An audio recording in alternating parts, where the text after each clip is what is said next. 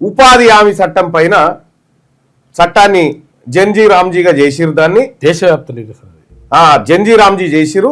మహాత్మా గాంధీ పేరు మారుస్తారా అట్లా అంటారు. మహాత్మా గాంధీ పేరు అనేకమైనటువంటి ప్రాజెక్టులకు ఉంది, ఏం ఇబ్బంది లేదు. ఇదే రేవంత్ రెడ్డి గారు పొట్టి శ్రీరాములు పేరు తీసేసి సురవరం ప్రతాప్ రెడ్డి అని పేరు పెట్టిండు తెలుగు యూనివర్సిటీకి. ఈయన మార్చిన పేర్లు అట్లుండగా ఆయన పేరు మార్చు న్యాయమా అని అడుగుతా ఉన్నాడు.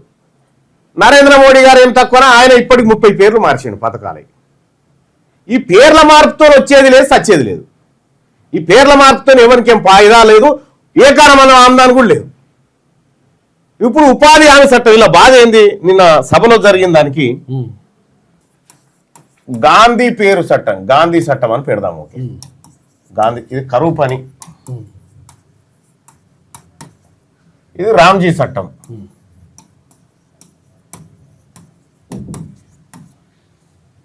ఈ ఇంతకు ముందుకు కరువు పని ఉన్నప్పుడు ఏది మహాత్మా గాంధీ ఉపాధి హామీ పథకం పేరుతో ఉన్నప్పుడు కేంద్ర ప్రభుత్వం ఏం చేసేదంటే ఈ చట్టం ద్వారా 100% నిధులను కేంద్ర ప్రభుత్వమే ఇచ్చేది, రాష్ట్రాల ఏకాన పైసలు లేకుండే. ఇప్పుడు నరేంద్ర మోడీ గారు వచ్చి ఏం చేసారు, గాంధీ చట్టం తీసేసి రామ్జీ చట్టం పెట్టి ఇందులో మేము 60% ఇస్తాం, 100కి 40% రాష్ట్రాలు కట్టుకోవాలని చెప్పాడు. 60% కేంద్రం, 40% ఏమో రాష్ట్రం. ఈ రేషియోలో చేసుకోవాలి. మేము ప్రతి ఏడాది బడ్జెట్ ఇస్తాం. ఇగో తెలంగాణకు 50 కోట్లు ఇచ్చినామంటే 50 కోట్ల మందమే పని చేయాలి, ఇంకా చేయనికి లేదు. ఈ చట్టంలోనేమో పని ఎప్పుడైతే అప్పుడు పని చూపించాలి ప్రభుత్వం, 100 రోజులు అవకాశం ఇవ్వాలి. ఇదేమో 100 రోజులు పని, ఇదేమో 125 రోజులు. 125 పైసలు లేకపోతే 125 నెత్తి కాదు కత్తి కాదు. మళ్ళా ఇప్పుడు ఏం చేసినాడు, 100 రోజుల పైసలు ఇవ్వాల్సిన ఆయన ఇప్పుడు 75 రోజులకు పైసలు ఇస్తా ఉండు, మిగతా 50 రోజుల పైసలు ప్రభుత్వాన్ని కట్టుకోమంటుంది చెప్తా ఉండు. మరి అంతటుందా ఇట్లా అంటే కాదు. త్రిపుర, అగర్తల, మేఘాలయ, అస్సాము, ఆ ఈశాన్య రాష్ట్రాలు ఏవైతే ఉన్నాయో 7 రాష్ట్రాలు, ఆ ఈశాన్య రాష్ట్రాలతో పాటు ఇంకోటి ఉందిగా జార్ఖండ్ పైన ఉత్తరాఖండ్, ఈ ప్రాంతాలలోనేమో 90% నిధులు ఏమో వీళ్ళు ఇస్తారు కేంద్రము, 10% వాళ్ళు పెట్టుకోవాలి. ఇక యూనియన్ టెరిటరీస్ ఉన్నాయి, చండీగఢ్, పాండిచ్చేరి, దామన్, ఇటువంటివి ఉన్నాయి కదా.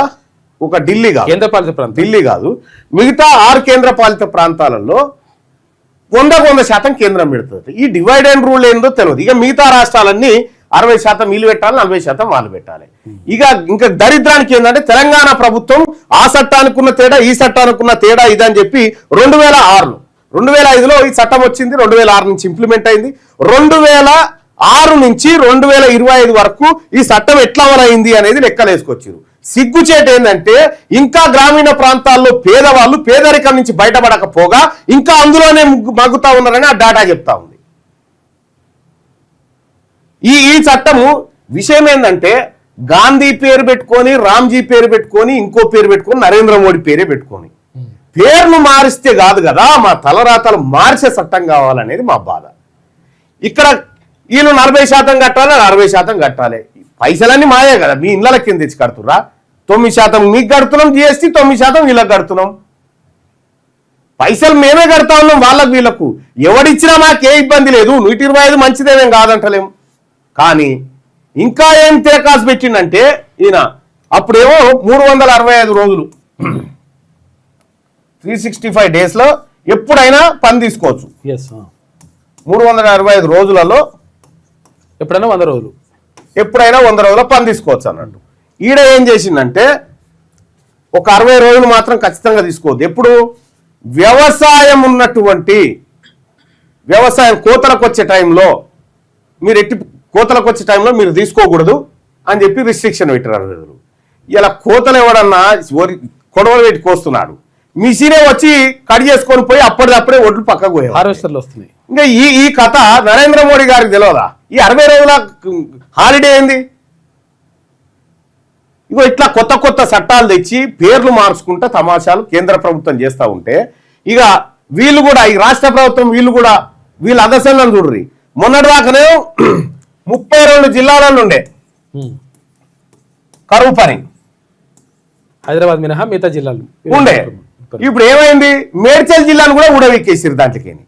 ఇప్పుడు మేడ్చల్ జిల్లా లేదా? 31 జిల్లాలనే కరువు పని నడుస్తూ ఉంది, 31 జిల్లాలనే. ఇంకా అది పోగా ఇప్పుడు ఔటర్ రింగ్ రోడ్ చుట్టుముట్టున్నటువంటి ఊర్లు గీర్లు అన్ని కలిపిరిలా ఆడ కరువు పని లేదు ఇక. ఎందుకంటే గ్రామీణ ఉపాధి హామీ పథకం, అది పట్టణ ఉపాధి హామీ పథకం కాదు. ఆడ కరువు పని మొత్తం ఎత్తేసినట్టు. అంటే 1,34,00,000 మందికి కరువు పని లేదనేది ఈ చట్టం ద్వారా తెలుస్తా ఉంది, కొత్తగా తీసుకొచ్చిన చట్టం ద్వారా. ఈ రకంగా ప్రజల్ని మోసం చేస్తా ఉన్నాయి కేంద్ర రాష్ట్ర ప్రభుత్వాలు. జనందేమో సొమ్ము, జనానికి ఖర్చు పెట్టమంటేనే ఈ బాధ. అందుకోసమే తెలంగాణ ప్రజలారా, మనం అందరం కూడా ఒకటే, ఈ ప్రభుత్వాలు మనకు మంచి చేయడానికి లేవు. నిన్న అసెంబ్లీలో జరిగినటువంటి చర్చ ఎవడు అడగలేదు, ఎవడు కోరలేదు దీని మీద మాట్లాడమని. ఈయన పవర్ పాయింట్ ప్రజెంటేషన్ ఇస్తాడు, ఈయన సూపర్ చేసిన ఉంటాడు, వీళ్ళే కొట్టుకుంటా ఉన్నారు. మీకు దమ్ము ఉంటే ఇదే నీళ్ళ మీద మాలాంటోనికి అవకాశం ఇచ్చి మాట్లాడమని మైక్ ఇస్తే మేము మాట్లాడతాం. నేనేమో ఆ మండల్లా, వీళ్ళేమో అసెంబ్లీలా. ఇక వీళ్ళు ఆడిందే ఆట పాడిందే పాట. అవతలనికేమో ఇదివరకు ఏరుకొని బుక్కొని పోయిండు, అవతల పడ్డాడు. ఆయన తిన్నాడు, ఈయన తినే పనిలే ఉన్నాడు. ఇక బీజేపీ వాళ్ళకేమో ఇది ఇడిచిపెట్టి రామ్జీ చట్టం మీద ఉన్నది వాళ్ళకు. ఎవ్వరికి పట్టింపు లేదు తెలంగాణ సంపద మీద. అసలు అసెంబ్లీ ఎందుకు నడుస్తా ఉందా? రాజశేఖర్ రెడ్డి గారు ఉన్నప్పుడు 40-45 రోజులు నడిచేది అసెంబ్లీ. 40-45 రోజులు ఎంత వరికంకులు ఎత్తుకొచ్చేది, మొక్కజొన్న పొట్లు ఎత్తుకొచ్చేది, ఆడ ఓసేది, నిరసనలు, గందరగోళాలు, ప్రజా సమస్యలు చర్చకు వచ్చేది. ఈడ ఏం పాడైంది, ఏం లేదు, ఇది ఒట్టిదే. ఎందుకు పెడతా ఉన్నారు ఈ అసెంబ్లీ? ఖచ్చితంగా పెట్టాలి కాబట్టి పెట్టి తూతూ మంత్రం అనిపిస్తా ఉన్నారు. అలా బిల్లులు పాస్ చేసుకొని పోతా ఉన్నారు.